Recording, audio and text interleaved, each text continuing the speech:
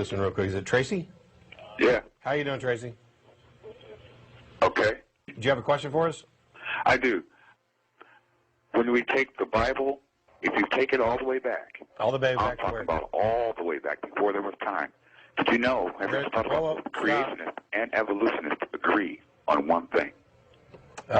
First of all, I don't agree with your premise that you can take it back to before there was time. Okay. Well, there was a singularity when they said that there was a point in time where there was nothing.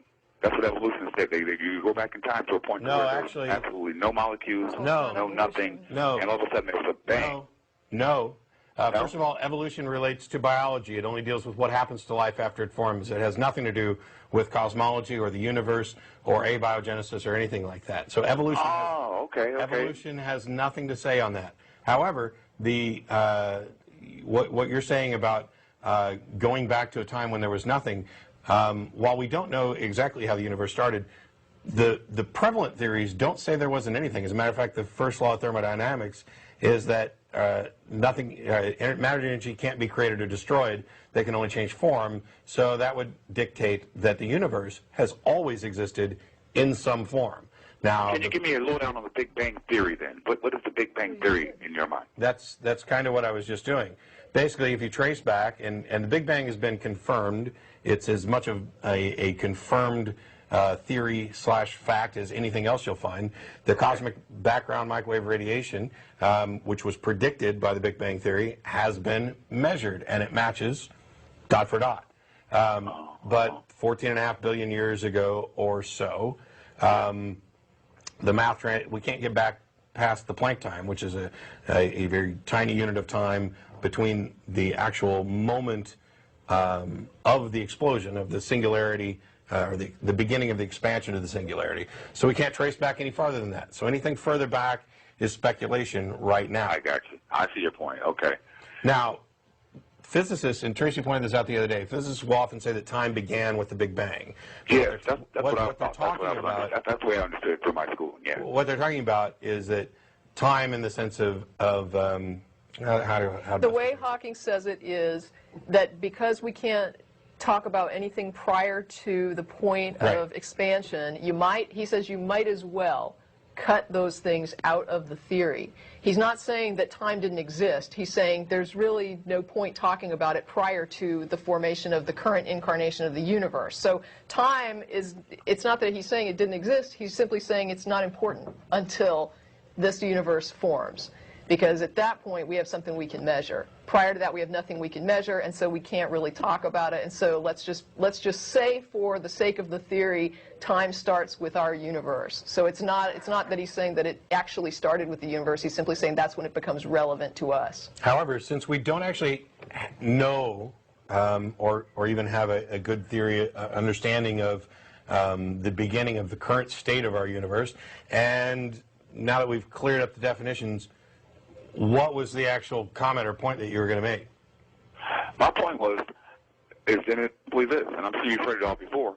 It just seems to me, an intelligent species such as ourselves, it just seems to me, man, that we had to come from some sort of intelligence, that's all. Why? It just seems that some type of a designer or some type of a design said, Big Bang, bang, be there. Because I kind of believe in the Big Bang Theory. I just think that it had a cause. Not just something random and not just a molecule. Something caused that damn thing to go bang. And creation started, evolution started, all at the same time. That's all I'm thinking. So you basically said two different things that are unrelated, and I want to make sure that we kind of hit both of them real quick. One you said is that you don't think intelligent people could have come from anything other than an intelligent designer. Yeah. I don't know why that is, but before we maybe quicker to address. All right. And that is that you believe in the Big Bang, but you think that there must have been some intelligent cause for it. Why do you think it's justifiable to posit a supernatural, transcendent cause rather than just accepting that it could have happened by a natural cause?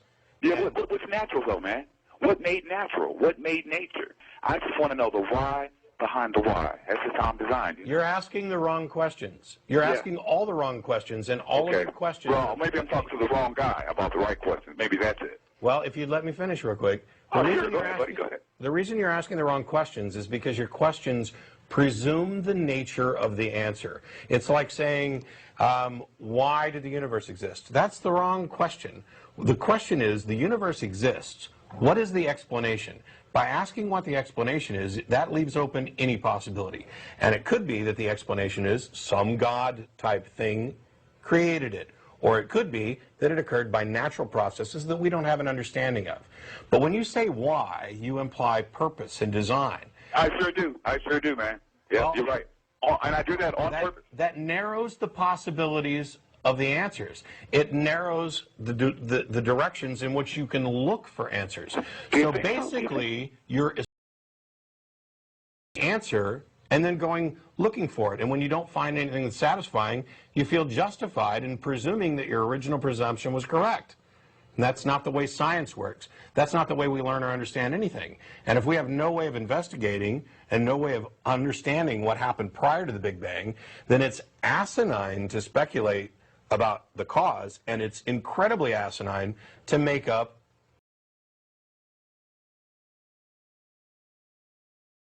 curious about how we got here. What do you mean? Man, come on. What do you mean? No. That's a question that the whole human race is asked. I never said I wasn't curious. Okay. I'm just saying that I'm not willing to narrow down the answer to why.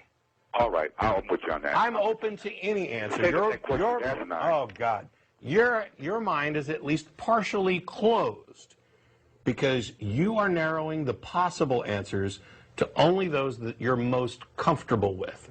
That isn't science. It's not reason. It's not logic. It's not wisdom. It's fantasy. It's comfort. You're seeking the answer that you're most comfortable with. And I'm sorry, but that's not a path to truth. I am interested in where all this comes from, but I can also accept that there may be questions that not only do we not have the answer to them now, we may never have the answer to them. So let's instead focus on answering the questions that we can ask, continue to seek out the explanations as best we can, and not narrow the focus of our examination in such a way that we're making appeals to the supernatural. That's just not the way to go about it. I see your point. I see your point, sort of. I really do. About 50% of it, I see. But I do keep my open mind. I keep an open mind. So. Okay. No problem with that. I mean, you're right on one level in that we're all interested in the answers to these questions. And I can certainly understand why people would feel more comfortable personalizing something or anthropomorphizing something so that, I mean, it's nice to think that there may be some intelligence out there that's guiding everything or that cares, but there's no evidence to support that that's possible or the guiding and the caring thing.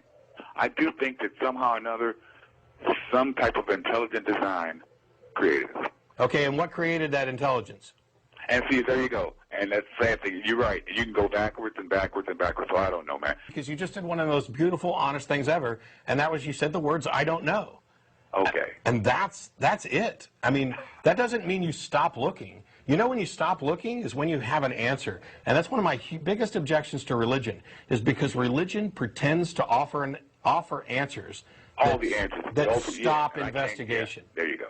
Yeah. Can I just have a real quick thing? I just wrote to somebody this week, and I said, Matt taught me a magic trick, which I have used a couple times, and whenever I do it, people are just like, you're creeping me out because I don't know how you're doing that. People will say when it gets done, how did you do that? And I'll say, it was the psychic energy. It was magic. You know, it's magic. Well, I have yet to meet one person who is satisfied with that answer, who says to me, oh, okay, I guess it's magic. Well, no, people know that there's got to be a real explanation. Magic is not an explanation. And so when people say, and when people put forward God, really what they're saying is magic. It's just magic. We don't know how it was done. It was like this being that's just, that can do magic. Yeah, and it made the universe. I don't know. You're trying to answer a mystery with a mystery, and you get nowhere.